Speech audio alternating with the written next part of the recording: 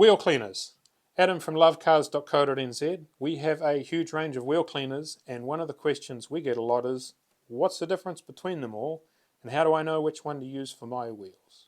So I've lined them all up here, and I want to give you a quick run through and explain the pros and cons of each so that you can decide which one is right for your wheels. Now, we have different types of chemicals that you can use on a wheel. You can use an all-purpose degreaser, which is going to be very effective on grease and grime. Not going to be as effective on brake dust. You can use a brake dust specific product, which is going to be very effective on brake dust, but it's not going to be very effective on grease and grime and dirt.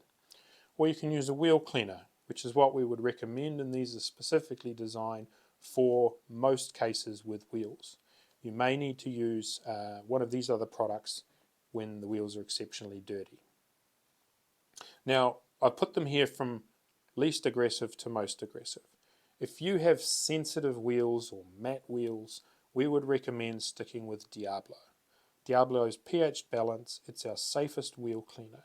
It's not our strongest wheel cleaner. You may or probably will have to find you'll have to use brushes as well to clean with it, but that's the trade-off with having a safe wheel cleaner without those risks.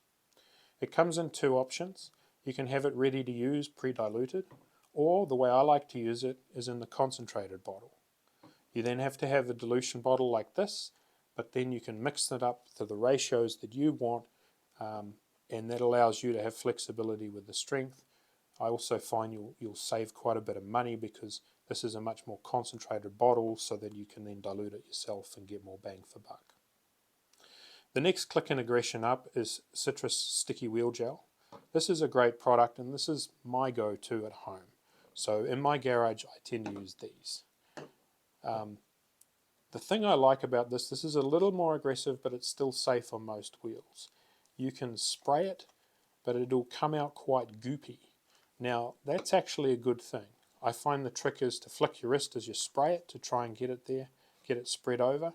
You often will have to spread it around a bit with a brush and agitate it for best results. But because it's sticky, it stays on the surface longer. So that means it'll work longer. It has a longer work time on the surface and cleans more effectively. I normally spray it on, wait 5 minutes, and then hose it off. The important thing to note with all of these cleaners though is only ever use them on cool wheels. If you've driven in and your wheels are still hot, just let the wheels cool down before you clean them. Now the next click up in aggression is the Signature Series Wheel Cleaner. This isn't as sticky, it's a fine thin, it'll spray very easily across it. It is a stronger product. It's safe on most wheels, but if you have sensitive wheels, I would be sticking with these, or perhaps do a test spot. Doing a small test spot is recommended with all chemicals to be safe. Now, if you've had a car that's had a lot of brake dust on it, that brake dust can be very difficult to remove. And while these chemicals are going to be good at removing normal brake dust and dirt and grime from your vehicle, if that brake dust has bonded onto the surface, then you may need a specific product to remove that, like Decon, which isn't a cleaner, it's an iron remover. It's a sulfur-based product. When you smell it, it's going to smell a bit like Rotorua, and it's designed for a specific purpose. So it's useful to understand how brake dust gets on your vehicle and where it comes from to understand how to remove it. When you put your foot on the brake, unless you have very fancy ceramic disc brakes, the calipers will probably be of iron, or the pads will be of iron. And when they then clamp around the disc, there will be friction, and the iron from those pads will end up in the atmosphere as very, very small particles. And that's the brake dust that you see. It lands on your vehicle. It's normally very hot because of the friction as you're braking, and it can then actually bond to the surface. So we're not talking about things just sitting on the surface anymore. We're talking about them actually not just even embedding, but actually bonding to that surface. And that can be very, very difficult to remove just with a normal cleaner and brush alone. So if you've got a lot of brake dust that's physically bonded to the surface, an iron remover will chemically break that bond so that it can liquidate it, and then you can hose the iron particles away that otherwise would be near impossible to remove. If it's very bad and you can't do that, you may find you may have to clay it, polish it, even sand it. But in most cases with the brake dust, this will remove it. Now, it's not a cleaner. You should clean the wheels first so that you've got good access to the brake dust that's on the vehicle that's remaining. This is also a more expensive product than a normal wheel cleaner, so I would always clean first and then use this only as needed. But it's very effective at its job, but it won't work for all cases. It will work in most cases. It's not appropriate to use on sensitive wheels. It's not appropriate on matte wheels, and you do not want to let it dry on. You do not want to let it use it like all these chemicals on hot wheels. Then we have degreasers. Now, if you've got a very dirty wheel that's covered in dirt, grime, and grease, and not so much brake dust, this could be a great option. Now, our degreasers are all-purpose cleaners. You can use them on a variety of surfaces. You don't have to just use them on wheels. You could use this on engine bays. We sell a lot of this to all sorts of industries that use them to clean things up. Mechanical workshops, if a rod's gone through the side of an engine and there's a lot of thick engine oil to clean up, for example.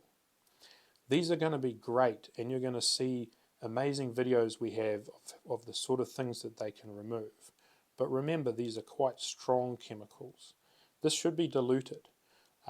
6 to 1 is a very strong ratio of this. So while it comes in a spray bottle, we really recommend taking this off and then diluting it either in the same bottle to reuse, or you can dilute it in a dilution bottle like that. 6 to 1 is a strong ratio. 20 or 25 to 1 is a good ratio for most cases. So don't overdo it. Always do a small test spot first. It is an aggressive chemical. It's not suitable for bare metal. It's not suitable for sensitive wheels. It's also a surfactant and degreaser, so it's removing grease, dirt, grime. It's going to be great for mud and breaking down old grease and things like that. It's not going to be as effective on brake dust. If that brake dust has bonded in, like we talked about earlier, then you're not going to find that the degreaser, even though it's very strong, is going to necessarily take that away. Now, beyond that, when you look at a wheel, you could have other things as well. Especially on older vehicles that you've taken in, many of these things can lead to problems. If there's been dirt and grime there, if people have used very strong chemicals in the past, they may have damaged the surface of the paint, and the only fix for that is normally to remove that top layer through polishing, either by hand or by machine, either with a paint polish or paint or clear coat, or a metal polish. The other thing that can happen is that if the brake dust has been on there for a long time, and hasn't been removed, it can actually rust and create pitting in the wheels itself. And if that has happened, you can often remove the particles with a combination of using the iron remover and clay. But if it's already etched in, so etching is actually removing part of that surface, then much like with damage to the surface, you have to then either polish or sand that back to fix that properly.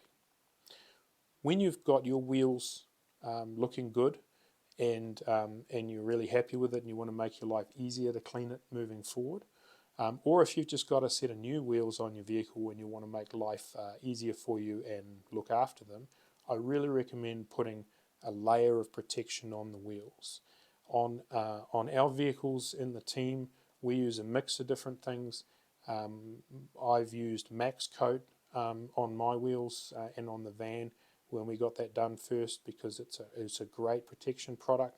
There's also a new one from Auto Stolz, Enhanced Kernuber Wax, which is a very similar product and lasts really well.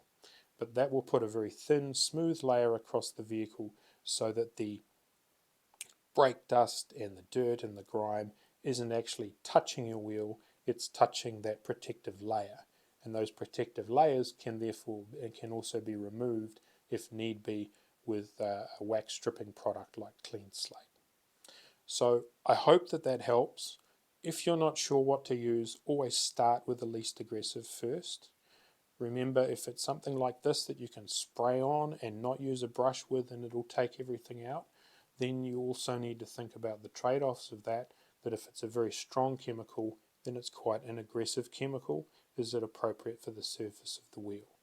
When in doubt, go safe and then step up as and when needed. And remember, there's different types of dirt, so you may need a different product.